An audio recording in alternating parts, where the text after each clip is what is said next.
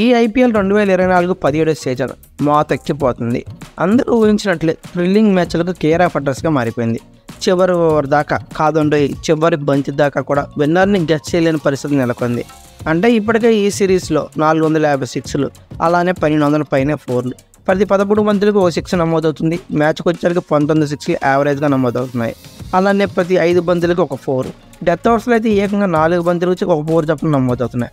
అందుకే ఈ సీజన్కి మోస్ట్ ఎక్స్ప్లోజివ్ సీజన్గా పేరు కూడా పెట్టేశారు. అయితే ఈ ఐపీఎల్ మధ్యలోనే రోహిత్ శర్మ ఒక ఇంటర్వ్యూ ఇచ్చాడు. బ్రేక్ఫాస్ట్ విత్ ఛాంపియన్స్ అనే కార్యక్రమంలో రోహిత్ శర్మ తన ఇంటర్వ్యూలో కొన్ని ఫ్యాక్ట్స్ మాట్లాడాడు. అయితే ఇవి ఏంటో తెలుసుకుందాం. రోహిత్ శర్మ తన రిటైర్మెంట్ గురించి కూడా కొన్ని వ్యాఖ్యలు చేశాడు. చాలా ఇంట్రెస్టింగ్గా ఉంటుంది, వీడియో మొత్తం చూడండి స్కిప్ చేయకుండా. అలానే రోహిత్ శర్మ ఫ్యాన్స్ అందరూ ఒక లైక్ వేసుకొని షేర్ చేసి సబ్స్క్రైబ్ చేయండి. ఐపీఎల్ 17వ సీజన్లో ముంబై స్టార్ రోహిత్ శర్మ అదరగొట్టేస్తున్నాడు. గత వన్డే వరల్డ్ కప్ ముగిశాక హిట్ మ్యాన్ ఒక ఫార్మాట్ను వదిలేస్తాడని కథనాలు వచ్చాయి. ఒక్కొక్క ఫార్మాట్ను వదిలేస్తాడని వీటన్నిటిని కొట్టుపడేస్తూ భారత్ జట్టుకు టీ20 పగ్గాలు కూడా అందుకుంటున్నాడు. వచ్చే టీ20 ప్రపంచ కప్లోనూ అతడు నాయకత్వంలోనే టీమిండియాకి బరిలో దిగుతుందని ఇప్పటికే బీసీసీఐ కార్యదర్శి వెల్లడించిన సంగతి అందరికీ తెలిసిందే. 36 ఏళ్ల రోహిత్ శర్మ ఇప్పట్లో క్రికెట్కి వీడ్కోలు పలికే ఆలోచన తనకు లేదని తాజాగా ఓ ఇంటర్వ్యూలో స్పష్టం చేశాడు. అయితే బ్రేక్ఫాస్ట్ విత్ ఛాంపియన్స్ అనే కార్యక్రమంలో రిటైర్మెంట్ భవిష్యత్తులో సాధించాల్సిన వాటి గురించి రోహిత్ ఆసక్తికర వ్యాఖ్యలు చేశాడు. ఇప్పటికిప్పుడు నాకేమీ క్రికెట్ని వదిలేయాలనే ఆలోచన లేదని, అయితే జీవితం ఎలా సాగుతుందని మనకు తెలియదు. ఇప్పటికీ అత్యుత్తమ ఆట తీరుని ప్రదర్శిస్తున్నా, మరి కొన్నేళ్ళు తప్పకుండా ఆటలో కొనసాగుతా అని చెప్పుకొచ్చాడు. భారత్ తరపున భారీ టోర్నీలు గెలవాలన్నదే నా కోరిక, అందుకోసం తీవ్రంగా శ్రమిస్తున్నాం. టీమిండియా మరో వరల్డ్ కప్ సాధించాలి. ప్రపంచ టెస్ట్ ఛాంపియన్షిప్ ఫైనల్ 2025లో భారత్కు ప్రాతినిధ్యం వహించి జట్టుని గెలిపించాలి. ఆ రెండు నెరవేరుతాయని ఆశిస్తున్నా అని రోహిత్ శర్మ తెలుపుకొచ్చాడు. అయితే నా వరకు ఉండే ప్రపంచ కప్ మాత్రమే అసలైన టోర్నీ. మేమంతా 50 ఓవర్ల క్రికెట్ను చూస్తూ పెరిగాం. మన దేశంలో మన అభిమానుల మధ్య గత ఏడాది జరిగింది. అయితే అద్భుతంగా ఆడి ఫైనల్కి చేరుకున్నాం. సెమీస్ గెలిచిన తర్వాత ఒక్క అడుగు మాత్రం టైటిల్ని అందుకోవడానికి ఉందని భావించా. అయితే ఫైనల్లో మాకు పరాభవం ఎదురైంది.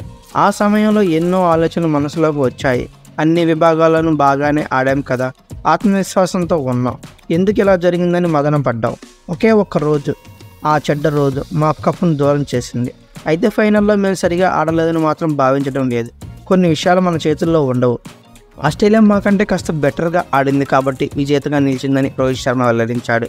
అయితే ఆటగా ఇప్పుడే వీడ్కోలు పలికే ఆలోచన లేదు. వన్డే ప్రపంచ కప్ గెలవాలని కోరుకుంటున్నానని టీమిండియా కెప్టెన్ రోహిత్ శర్మ వెల్లడించాడు. 2027 వన్డే ప్రపంచ కప్లో ఆడాలన్నది తనని చెప్పుకొచ్చాడు. అయితే 2007 టీ20 ప్రపంచ కప్ గెలిచిన తర్వాత భారత జట్టులో సభ్యుడైన రోహిత్ వన్డే ప్రపంచ కప్ను మాత్రం ముద్దాడలేకపోయాడు. రిటైర్మెంట్ గురించి ఆలోచించడం లేదు, కానీ జీవితం ఎక్కడ తీసుకెళ్తుందో తెలియదు. ప్రస్తుతం ఉత్తమంగానే ఆడుతున్నా, మరి కొన్నేళ్ల పాటు ఆటలో కొనసాగాలనుకుంటున్నా. ఆ ప్రపంచ కప్ గెలవాలన్నది 50 ఓవర్ల అసలైన ప్రపంచ కప్. ఆ ప్రపంచ కప్ చూస్తూ పెరిగాం.